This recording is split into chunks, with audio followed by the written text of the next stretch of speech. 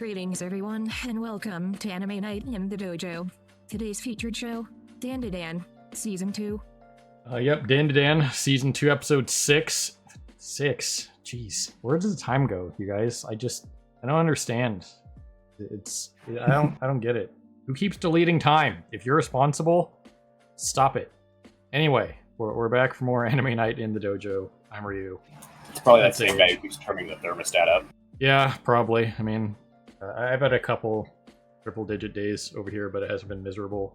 If you're in Southern California, you're probably looking at this summer and going, yeah, it wasn't too bad, at least in my region. Usually, the last 15, 20 years, it's been, oh, hi, it's April 15th. Well, from April 15th to October 31st, F you. This year, it's been pretty damn mild, and I could stand another couple years of this, so we'll see what happens. But anyway, as for Dan to Dan, last time we got left on an epic table flip because Gigi is hot and cold. Not unlike Todoroki, but completely not like Todoroki. So, yeah, that's where we live. Last week was a very unique episode, like we talked about. It was interesting for what it was, everything we talked about. But going forward, we'll probably be going into this, there's this, mini school arc before the, big arc that wraps up this season. So you got to get Gigi under control with this evil eye, which I guess there are multiple evil eye spirits. It's like a type. Yeah. So it's like an evil eye spirit. And Turbo Granny said this one's young. That's the only reason why you're containing it at all. So it'll be interesting to see if we get any more similar yokai. You know, another that guy or another Turbo Granny-esque thing or something like that. Yeah, which, as Turbo Granny originally explained, a proper evil eye, just simply looking at him would drive you to suicide. Right. So, anyway, got really nothing else to say going into this one. We got to deal with their house exploding. So, everybody moves in and then the house explodes. That's exactly what you want to see. So, anyway, we'll get the timer set up for people over on Patreon. As always, the link to that timer reaction is down in the description and hopefully in the pinned comment, assuming, my posts are going through, which some of them have not, and it's annoying me. I apologize for that, but it's just, I don't know what's happening. It's just YouTube. So, and for the review and discussion, as always, we'll see you right on the other side of this edit. So, let's push some buttons and see what's up with this week. So, here goes something. Well, alrighty then. You guys see what this is? That is a fire hazard, among other things. But since the house has already exploded, I mean, can it get much worse? It actually could get a little bit worse. It's only 20% exploded. So it could explode slightly more, and especially if you light it on fire. So, yes. If we can find it, I'll have Victoria throw up that meme thing that I was telling you guys about with the, I'm pretty sure I sent it in a personal message to one of my buddies, or I posted it in a Discord somewhere in the last 4 or 5 months. But I could probably find it if I just put in me surge protector, and it's just this, just a singular surge protector with 1 to the 1 AC, and then it's just 97 slots on it, which you can't do that in one socket, obviously, but that's the meme, and that's kind of what they're doing here, was they just plugged straight into that, the circuit breaker of the house, basically. And they got these surge protectors are the bottom of the barrel, baby's first surge protector, just power strip kind of deal. You know what I mean? They're not a battery backup or something robust, it's nothing like Gavin Free style over here. But, yeah. I'm surprised it survived as long as it did. I mean, obviously, it's for the comedic effect and it was going to function. But still, don't do this for real. It would turn out very poorly for you. There's my fire hazard overloading your circuit breaker PSA. So, either way, that was a hilarious little bit there.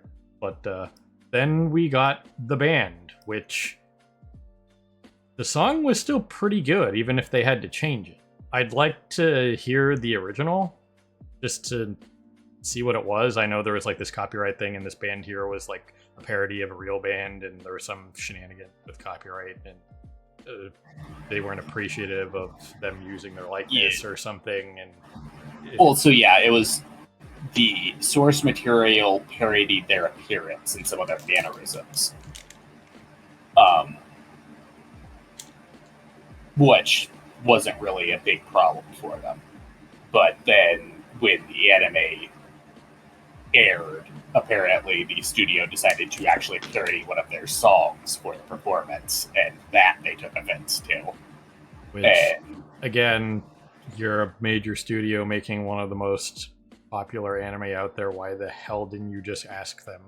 Even if it was some like garage band that isn't like really well known or something, if you use the name, image, and likeness basically of somebody else without their consent, they have a case on you, whether they're a little guy or a large record label. You know what I mean? But yeah, so apparently they are currently facing some legal charges and were forced to change the song. Yep. So I don't know why you wouldn't just ask. You know, one of our buddies, Burning Clock, I've mentioned him a couple times. He was in a band. If we just appropriated his band and his songs and shit like that without telling him, yeah, he'd have a case against us, even if they weren't, you know, a super major band. You know what I mean? They were like a fairly minor band in the greater like Pennsylvania Northeast area. You know what I mean? Like 15, 20 years ago. But it's just like, you still have a case. You can't just go around and just, you know, use that kind of thing. It's not like they're doing a cover of it. You know what I mean? That was like the actual thing, down to the freaking everything, and them using the actual like band members, like making the characters look similar to them and have their mannerisms. You know, it's different if it was like a cover band or something. They might have been able to get away with that or something. Yeah, like I think the main thing that they were trying to go for is, once again, parody, which parody is technically allowed, but you still have to change the source material in enough of a way for it to be considered constructive. But right. Apparently it was too close to the original song without adding enough new stuff that they actually have a case against them. Yep. So that is what it is. But this was definitely an interesting sequence. Like I said, this was very Dragon Force in a way. For those of you who know that band, at least this song. I don't know what the original song they were trying to parody. But if the band is sort of like this is like that like Norwegian, like that kind of metal in a way. Very Dragon Force, very like Camelot, Nightwish, those kinds of bands. So. It is kind of interesting to see something like this, but it still had that. It wasn't like the newer stuff. It did still have that 80s vibe that this group was going for. You know what I mean? And that's why I was able to make the Peacemaker reference, because if you guys like listen to the Peacemaker soundtrack, it is like 1000% 80s, and there are certain bands in there that are like, if you know 80s stuff, you've heard of them, like Hanoi Rocks and stuff like that. But they're like, that band in particular is like probably on the cusp of people know who they are, but it's not like a household name like Alika or something. You know what I mean? Yeah. So that's the kind of band vibe that they're going for, is like that quintessential 80s, just like crazy hair, just like the like leather jackets and all that kind of thing. So yeah, I know the original band that they're based off of is not that old. I think they mostly were popular in like the 2010s, but yeah, they were very, from what I understand, they were very based off of like 80s American rock, right? But a Japanese take on it, obviously. Yeah. So either way, this whole concert sequence was pretty neat. We got literally just like an entire mosh pit of, you know, spirits. So that was this was a fairly unique sequence for that, because this band has the unique property that they can affect the spiritual world while not being affected themselves. So it's kind of one of Yeah. those things where it's just like, go play right there and you'll defeat the evil spirit or whatever it is. You know what I mean? So all they need is somebody to fix their camera. And all they need is somebody to call them and tell them where to go. And they're like a cheat code, basically, because they can't It's be not- affected by it. Well, it's not that they're not affected by it. It's just not being mediums means that they can't actually like perceive and directly interact with it themselves, which does, as a result, make them immune to a number of types of powers. Like, for example, the evil eyes. If you see me, you commit suicide. If they Right. can't see him, they're not affected by it. Right. But he could still very well just walk up and punch them. Yeah, you still walk up and punch him, obviously. Host body and all that. But either way, the sequence was impressive. It led to the contrast and stuff from, later in the episode where everything got super quiet and it was like Okarun talking about stuff. But, again, GG made that call out that he made the promise to the evil eye. Momo got like insight into that we saw with her powers, because her power is still weird and we don't know what the deal is with it. So it's not something she hasn't done before. She's gotten insight into people by, using her power on them. So GG was able to make that connection with her and kind of like show her like, hey, this was the kid. Yeah, I mean, once again, that was like literally one of the first things we got introduced to with her power was her being able to basically reach inside to Okarun and suppress Turbo Granny. Right.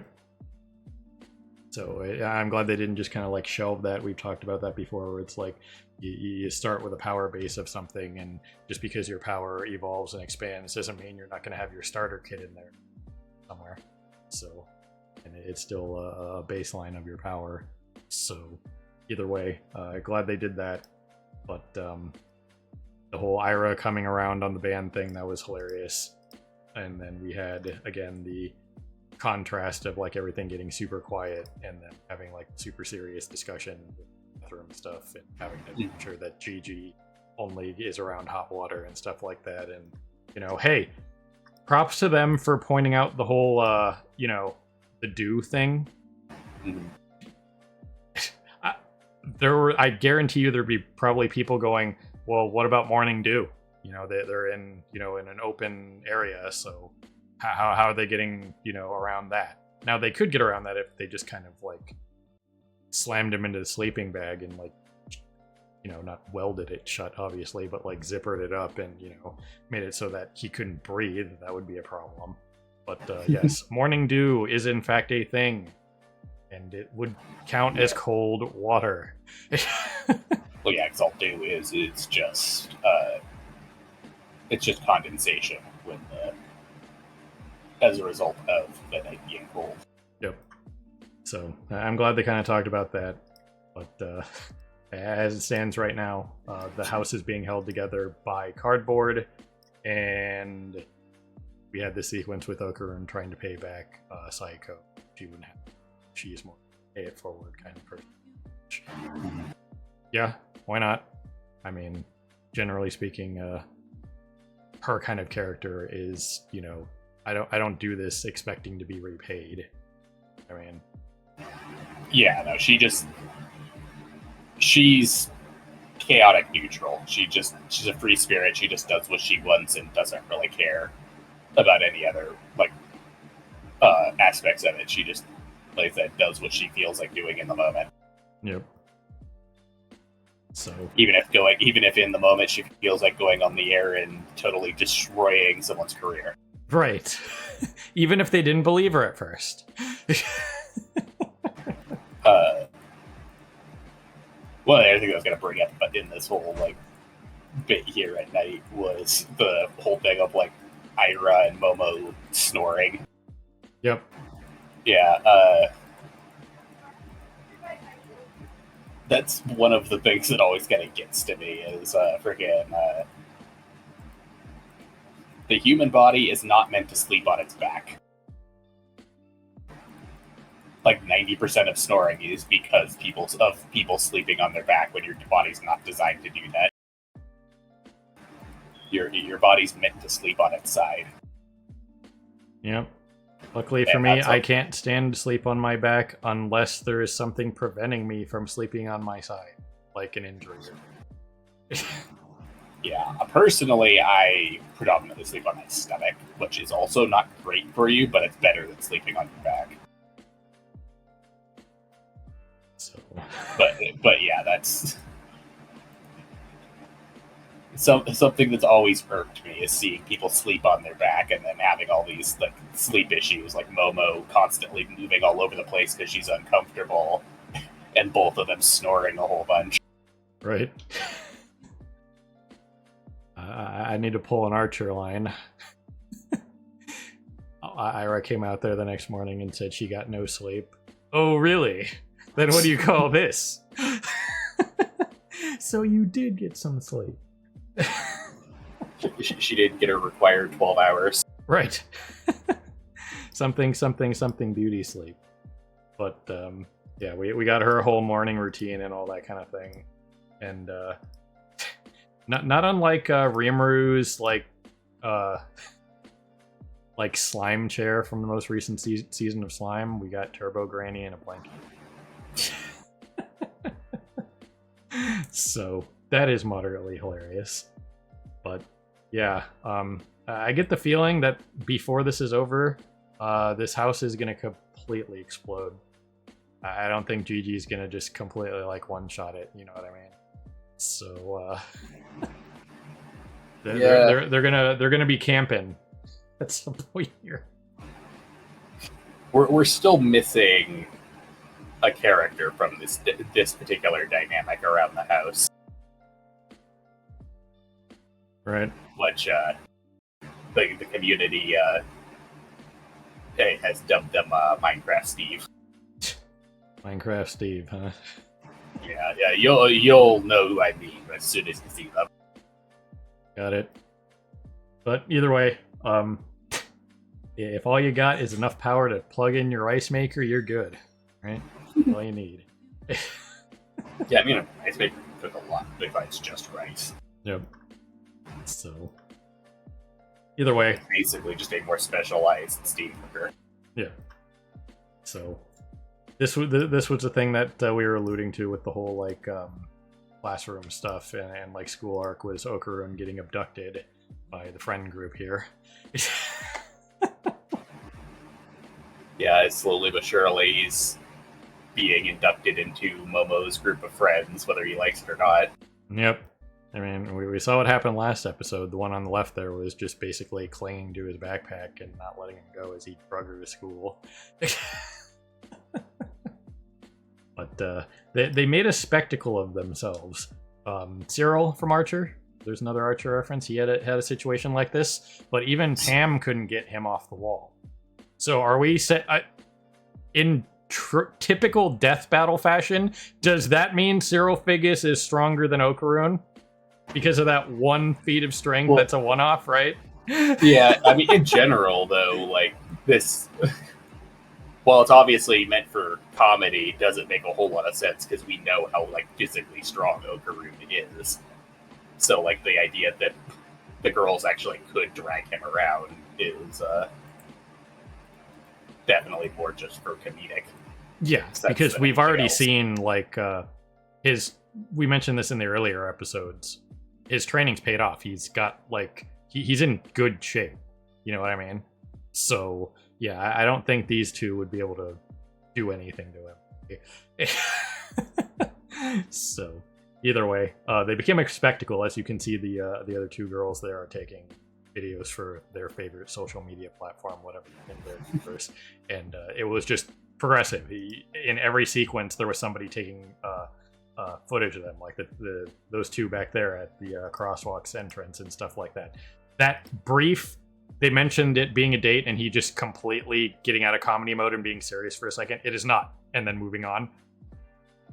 That was fantastic delivery. That was hilarious. But, yeah. Well, the whole thing there was he was saying that, like, going with them would be a date. But they mentioned, like, oh, would it be a date if you went with Gigi? And he's like, oh, no, it wouldn't. Then just, like, totally went serious mode for a second there. Right. And then... And then they just continue to drag him off and said, well, that's the same with us then. Right. So, either way, an attempt was made to leave in the slowest possible manner, though even if he tried to get out right here, where's he going to go? The train's moving. It's not like you're just going to open the door and bail, right? Yeah, to quote freaking